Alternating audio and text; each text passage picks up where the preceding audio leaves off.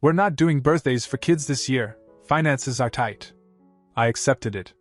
That weekend I scrolled and saw my sister's son's party, clowns, a magician, a bounce house. My daughter asked, "Why not me?" I reassured her, snapped a photo of their mortgage payment slip, and sent. Return to sender. Within an hour, my dad was blowing up my phone. The first lie came in February. Mom called on a Thursday evening. I still remember because it was one of those slow, ordinary nights. The kind where you're just trying to finish the dishes before they start to smell. She didn't waste time with pleasantries. Just jumped right into it, using that dramatic tone she always pulls out when she's setting the stage for something she knows won't land well. We're not doing birthdays for kids this year. Finances are tight. I said okay. What else was I supposed to say? We've always played by some unspoken rules in this family. Don't question too much, don't make things awkward, and definitely don't act like you're owed anything. I assumed the money I'd been helping them with wasn't enough to keep them afloat. I didn't love the idea of Mia's birthday being skipped over, but we'd get through it. We'd do something small at home, pancakes, streamers, a movie night. She's an easy kid to make happy. But even while I told myself to be understanding, something didn't sit right. I've paid their mortgage more times than I can count. Brooke's car lease? I covered 3 months when she lost her job last year, and she never brought it up again. I've been the one fixing the cracks while they just act like the foundation is fine. That Saturday, Mia was napping and I was just scrolling. No plan, no suspicion, just mindless Instagram thumbing. And then I saw it. Ethan's birthday party. My sister's son. A full-blown production. Bounce house. Clowns. A magician. A food truck parked in their yard. People laughing, drinks in hand, confetti in the air. Brooke was there in the photos too, smiling with her husband, posing like she hadn't told me 2 weeks ago that they were. Cutting back. I didn't even react right away. Just stared. Then I heard the tiny footsteps. Mia climbed up beside me on the couch and looked at the screen. She squinted for a second, confused. Then came the quiet question. Why not me? I froze. I think that's when something broke. I put the phone down, told her we'd do something special, just us, maybe go to the aquarium or beach, but my brain was buzzing. Not with sadness, just this hard, growing sense of humiliation. I walked straight into my office and opened the drawer where I keep everything: files, receipts, copies of payments I've made for my parents over the years. Found the most recent mortgage slip I'd paid. Took a picture. No explanation. No big speech. Just dropped it in the family group chat with one message. Return to sender. I walked away from the phone and sat back down with Mia like nothing happened. 40 minutes later, my dad started calling. First once. Then again. Then rapid fire. 10 missed calls in under 20 minutes. I didn't answer. Mom tried next. Then Brooke. I watched the screen light up again and again while Mia colored quietly beside me. Not a single one of them had the guts to text when they thought they were caught. They never thought I'd push back. But they'd made it clear, Ethan was the golden one. My daughter was optional. They drew the line. I was just going to make sure they remembered where it was.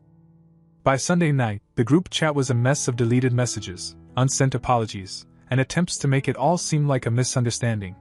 I didn't say a word. I let them panic. Brooke finally texted some nonsense about how the party wasn't really planned, and how a friend of Jake's covered most of it. She actually said, "We weren't trying to exclude Mia, it just kind of happened fast." That line stuck with me. It just kind of happened fast. Like forgetting about my daughter was just a clerical error. Like giving Ethan a full-blown circus while telling Mia she couldn't have a cake was a scheduling issue. I didn't reply. I didn't argue. I didn't ask for an explanation. I just started pulling plugs. I'd spent years cleaning up behind them. Quiet transfers, bill payments, temporary help, that somehow became permanent. I was the invisible support beam in a house that never acknowledged it needed one. And for what? So my kid could sit there wondering why no one remembered her. That night, I logged into my bank accounts and started making changes. The $1,530 mortgage transfer that went out every 15th. Cancelled. The $412 lease payment for Brooke's stupid Audi she couldn't afford? Stopped. Dad's insulin delivery? Still on his insurance. My insurance, technically. Paused. Mom's phone line, which I'd added to my family plan 5 years ago when she said she didn't want to deal with Verizon again. Disconnected. No warnings. No explanations. Just silence. By Tuesday morning, I got my first ping. Mom. Hey sweetheart, something's off with the mortgage. Can you check your bank? Ignored. Wednesday afternoon, Brooke. My bank called about the lease. Did you change something? Read. No response. By Thursday, Dad finally noticed the pharmacy stopped sending his meds. That one I did feel a pang about. He needs them. But then I remembered him sitting at Ethan's party, smiling, cheering, laughing like everything was perfect. And Mia's quiet little voice asking, "Why not me?" just replayed in my head. Friday morning, I'm working from home when my phone lights up with a call from Dad. Then another. Then a string of texts. Answer your phone. We need to talk. This isn't funny, Alex. Still nothing from me. That afternoon, Brooke showed up at my house. Just like that. No warning, no text. She stood on my porch with a Tupperware container and that awkward, guilty look she always gets when she knows she's in deep but still doesn't think she did anything wrong. I didn't answer the door. She knocked 4 times. Waited. Knocked again. Mia peeked out the window and said, "Is that Aunt Brooke?" I told her not to worry and turned the TV on for her. Then I just stood in the hallway and listened as Brooke knocked again, shifting her weight, probably rehearsing whatever excuse she came up with in the car. Eventually, she gave up. Left the cookies on the step and drove off. I opened the container after she left. Store-bought oatmeal raisin. Not even chocolate chip. They still didn't get it. They thought this was about hurt feelings or some childish payback. But this wasn't revenge. This was clarity. I'd been useful for so long, they forgot I had the option to walk away. And now, they were starting to feel it. The cracks were showing. And I was just getting started. By the following week, it wasn't just cracks, they were bleeding out. Monday morning started with 3 voicemails from Dad, none of which I listened to. Then came the group chat explosion. Brooke finally snapped. She sent a 5-paragraph essay about how I was endangering the family. How I never communicated like an adult. And how she was this close to losing her car. Then she dropped the line that made me laugh out loud. "You're punishing everyone for something that had nothing to do with you. Nothing to do with me." Right. I guess being the one who bailed them out for half a decade doesn't count as something. I guess Mia not getting a party because they couldn't afford it, while Ethan rode a live pony in their backyard, didn't count either. But it got better. Mom finally called me at work.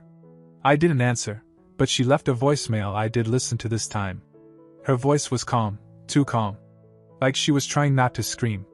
"We're really struggling now, Alex. I need you to be reasonable. The house is going to go into default if you don't help. This isn't just about you anymore. Don't be spiteful." Spiteful. I had to stop myself from calling back and saying what I really thought. That they had no problem watching my daughter blow out a candle on a cupcake from a gas station while their favorite grandson got a full party with a magician. That they expected me to smile and keep paying for it all, like the silent investor of some twisted family hierarchy. But I didn't call. I did something better. I pulled the plug on the internet bill. They didn't know I'd been covering that too, ever since Dad forgot to pay it last year and their connection got cut for a week. I stepped in and paid it directly, no thanks, no acknowledgement. Just more silence until they needed something again. So I ended that too. Thursday, Brooke texted, "Wi-Fi's down. Can you check with Spectrum?" I almost replied, "Why don't you ask the magician?" But I didn't. Just let the silence speak. By Friday night, the mortgage company called me. The bank had me listed as a secondary contact.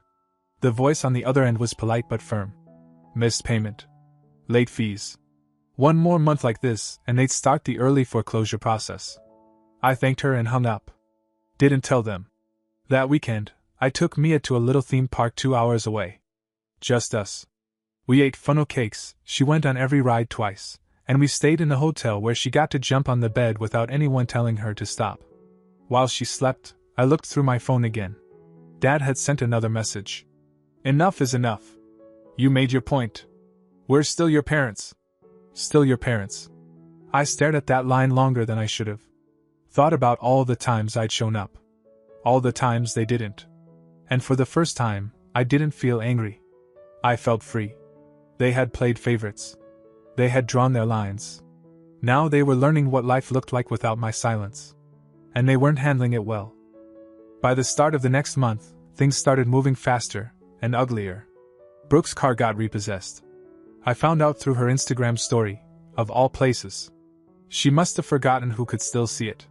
It was a shaky, half-crying video of her filming a tow truck in her driveway while screaming something about mistakes and miscommunication. In the background, her husband Jake yelled at the driver. I saved the video. Just in case. Later that day, she texted me. "Did you cancel the lease without telling me? What the hell is wrong with you?" I didn't reply. Instead, I opened a group chat with just me and my wife, Sarah, and typed, "They've officially lost the car. One down." Sarah responded with a single word. "Good." She hadn't said much during all of this, but I could tell something had hardened in her. She was over the excuses, the manipulations, the way they treated Mia like an afterthought. And then came the water damage. Mom called at 6:30 a.m. on a Tuesday. I let it go to voicemail. She left 3. Apparently, their water heater blew, flooded half the basement, and Dad was convinced it was because I stopped paying for their home warranty. Which, to be fair, I had. Last month. Quietly. It was over $100 a month for a plan they never used, until now. I got a message from Dad that same afternoon. "The basement's a mess. The heater's toast. You happy now?" What caught me off guard, though, was what he sent after. A photo. Of Mia. Not from that day, or anything recent, an old one. A few years ago, her sitting on his lap, smiling, holding a stuffed bear. The message just said, "She still loves her grandparents. Does she know what you're doing?" That was unexpected. I stared at that picture a long time. I won't lie, it made me pause. But not in the way he probably hoped. It just reminded me how fake the whole thing had been. The performances. The affection when it was convenient. When it looked good in pictures. Sarah saw the photo later that night. She just said, "There's nothing to forgive. You know that, right?" But I wasn't so sure. That weekend, I took Mia out to get new shoes for school. We were at the mall, she was trying on glittery sneakers, and I left her for 5 minutes to grab her a pretzel. When I came back, she was standing awkwardly, holding the shoebox, and Brooke was sitting across from her, kneeling down and talking to her quietly. I stopped in my tracks. She looked up, startled to see me. Said nothing. Just stood. Then walked away without a word. Mia looked confused. "Why did Aunt Brooke say you're mad because of money?" That was the moment I realized how far they were willing to go. I walked Mia to the car, and I made a decision. When we got home, I changed the code on the smart lock at our front door. A small thing. But it mattered. Because the next morning, they showed up. Mom. Dad. Brooke. They rang the bell. Knocked. Called. Pounded the door. I watched them on the camera, all standing there like some sad little intervention team. I didn't open. Sarah stood beside me, arms crossed. "You're not actually considering it, are you?" I wasn't. Not anymore. They had turned my daughter into a pawn. They had guilt-tripped me, lied to me, used me. This wasn't a feud. It was a clean break in progress. And they didn't even realize it yet. It happened on a Sunday night, the kind of evening that makes you think everything's going to be okay. The 3 of us had spent the day down at the coast. No phones. No texts. Just sunshine, greasy boardwalk food, and Mia laughing so hard she got the hiccups. It almost made me forget how far things had gone. Almost. We pulled into the driveway just before sunset. The light was golden, peaceful, until Sarah said, "Wait." I looked up. Glass. The rear window of my truck had been completely blown out. Glittering shards scattered across the driveway like someone had thrown a brick through it. But that wasn't even the worst part. The passenger side had deep gouges across the paint, 5 long, deliberate slashes from front to back. Someone took their time. Sarah gasped. I didn't. I knew exactly what this was. I didn't even bother to speak. I walked around to the front door, unlocked it, and went straight to the tablet that controls our home's security. Brought up the footage. There they were. 3 figures. 2:47 a.m. 2 hooded, one with a baseball cap. They crept around the side of the house. The tall one smashed the window. Another circled the car, dragging something sharp across the paint. They barely flinched when the porch light flicked on from the motion sensor. At one point, the shortest one looked straight at the camera. Not directly, but just enough for me to know. The slouch, the walk, the hesitation. I'd known that posture since I was 10. It was my dad. And the tall one? Jake. Brooke's husband. Which meant the third had to be Brooke. They did this. They actually did this. Sarah stood behind me, arms crossed, quiet. Then she said what I was already thinking. You need to report it. And I almost did. I really did. I even opened the police department's non-emergency form on my laptop. Filled out half of it. Then I stopped. Not because I doubted who it was. Not because I was scared. Because I didn't want Mia to ever look at her grandparents and know they got arrested for trashing her dad's truck over a birthday party. She still loved them. Even after everything. And for some reason, I still didn't want to take that from her. But Sarah wasn't on the same page. She stood there, staring at me like she didn't recognize the man who wasn't calling the cops. Are you serious? They vandalized our property. What if Mia had been in the car? What if they come back? She had a point. But I'd reached a different kind of clarity. One I couldn't explain, not even to her. I didn't need revenge. I didn't need them in handcuffs. I just needed them gone. The next morning, I got up early. Before work, I filed for a full lock change. I had the smart locks rekeyed and had the security system synced to notify me instantly if any of their devices got near the property. Then I did the thing I should have done months ago. I removed them all from every part of our lives. Phone numbers blocked. Emails filtered straight to trash. Socials gone.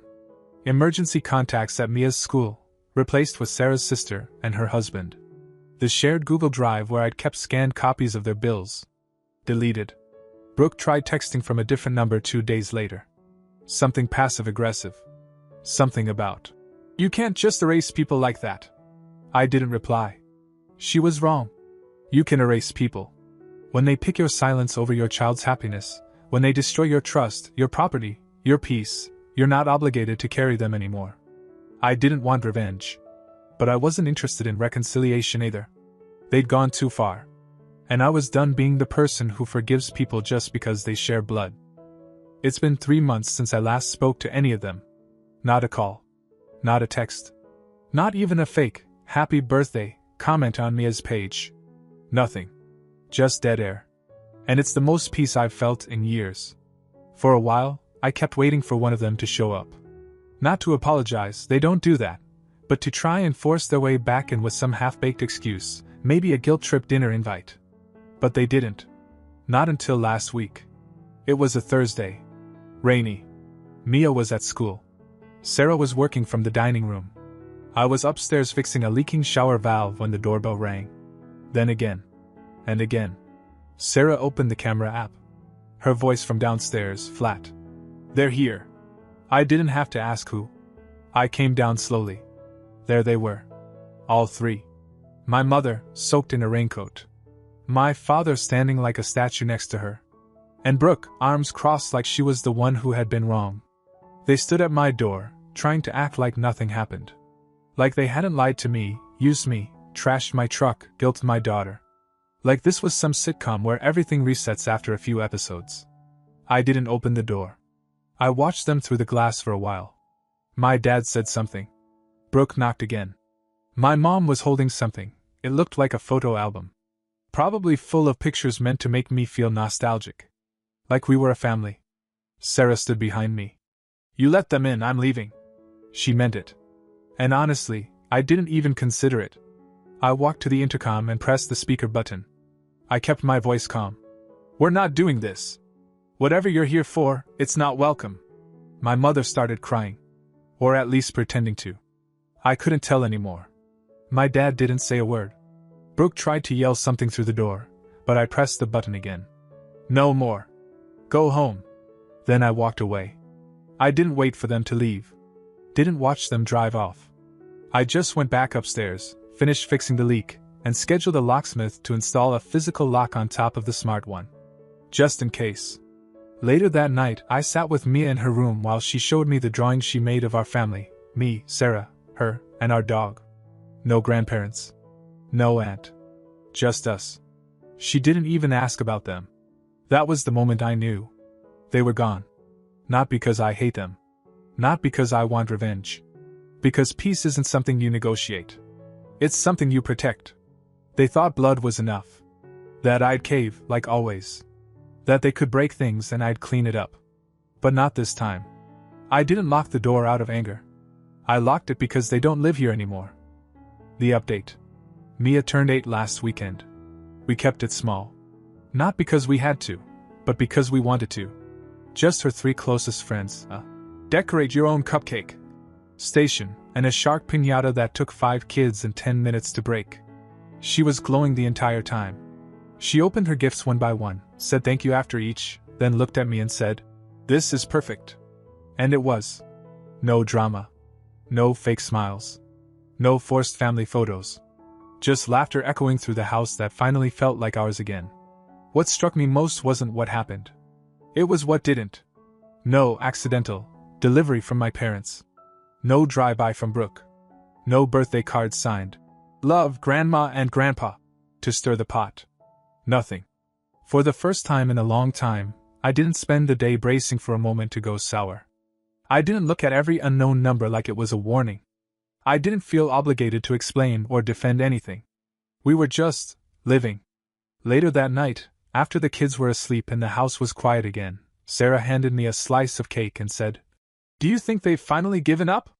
I said, "I think they finally realized the door isn't opening again." And I meant it. I used to think going no contact would feel dramatic. Like I'd be haunted by second guesses or weighed down by guilt. But the truth is, it feels like someone turned off the noise. The guilt isn't there anymore. Because when I look at my daughter, I don't see a child missing a family. I see a girl surrounded by people who show up every single day, no strings attached. And that's enough.